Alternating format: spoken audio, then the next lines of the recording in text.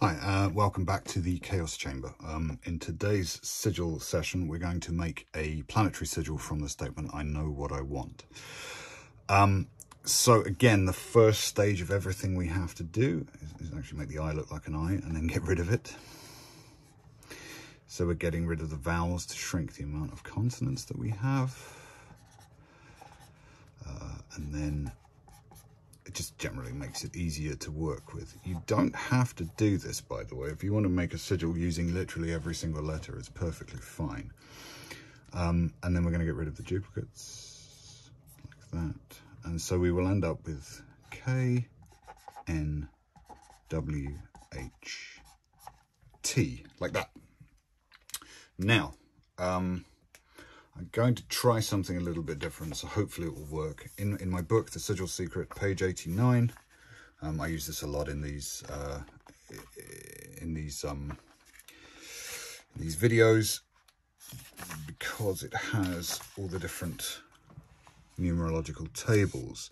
And what I'm going to try today is to use the English table, and we're going to try a slightly larger planetary square. So we're going to get some big numbers here. Now, there's no, when it comes to choosing tables, I just go on what I feel like doing at the time.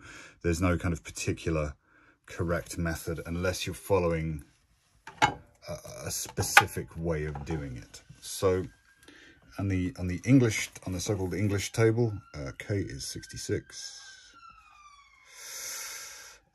N is 84, so we've got some big numbers here, much higher than I normally use. W is 138, H is 48, and T is 120.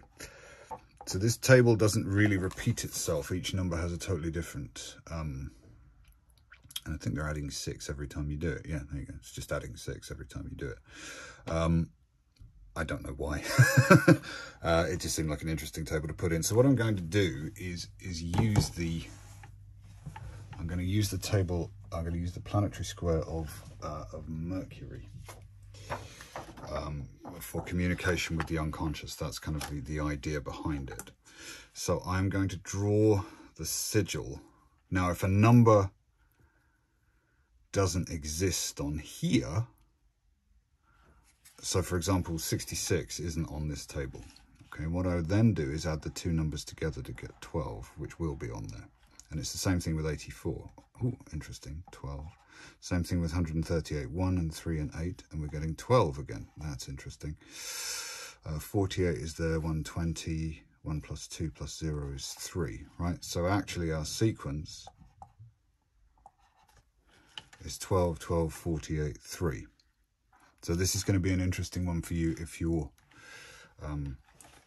if you're sort of working with a sigil that has lots of repetitions on it. So the numbers again are 12, 12, 48, and 3. So the first thing we need to do is to find 12, which could take a little while. I don't use this one very much. There it is. Okay, so we have to hit 12 3 times. So we're going to start here and we go 1, 2, 3, like that. And then the next number is 48, which is up there, all the way up. And then the last number is 3, which means we come down here and make a little, and there it is. Our Mercurian sigil for I know what I want. Let's just bring the camera back out again. There we go. So I will draw that underneath.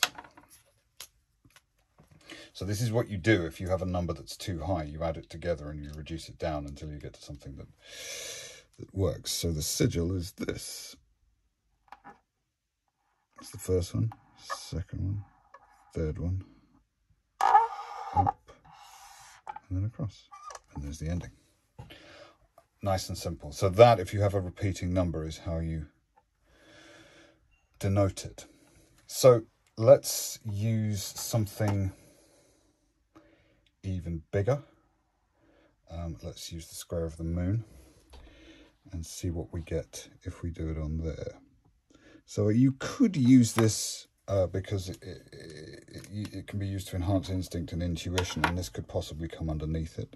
Or psychic awareness, I know what I want, is kind of part of that. So we have, what does it go up to?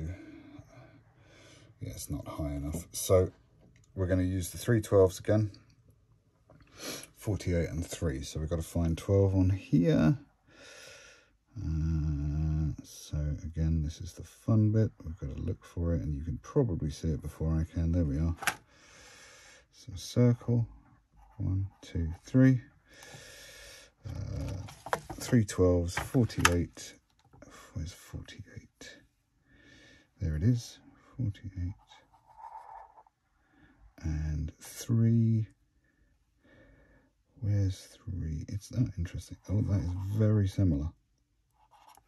In fact, it's almost the exact inversion.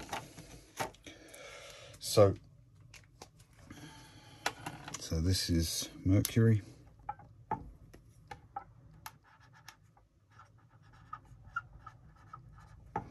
And the moon is pretty much the exact opposite. So that's 1, 3, up like that, and then down like that. Okay. It depends what you like as to which one you use.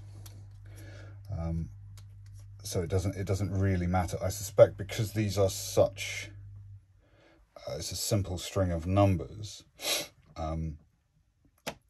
you're going to get very similar looking sigils on all of them. So I'm going to use another method here.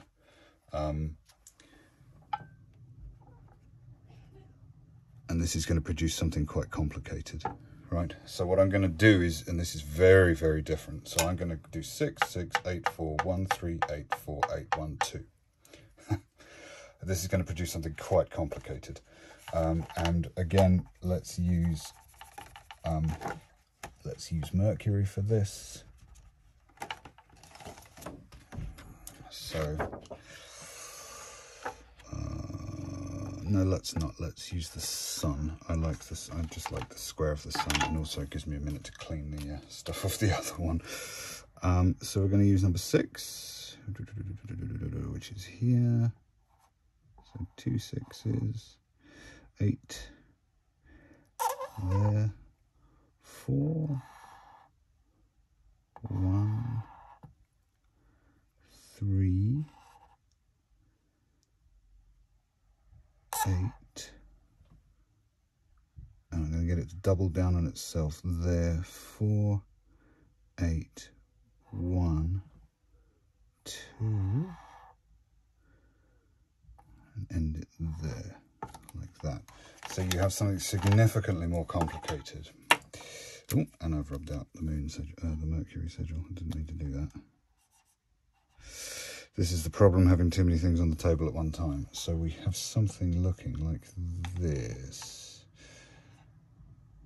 1, 2, 3, 4.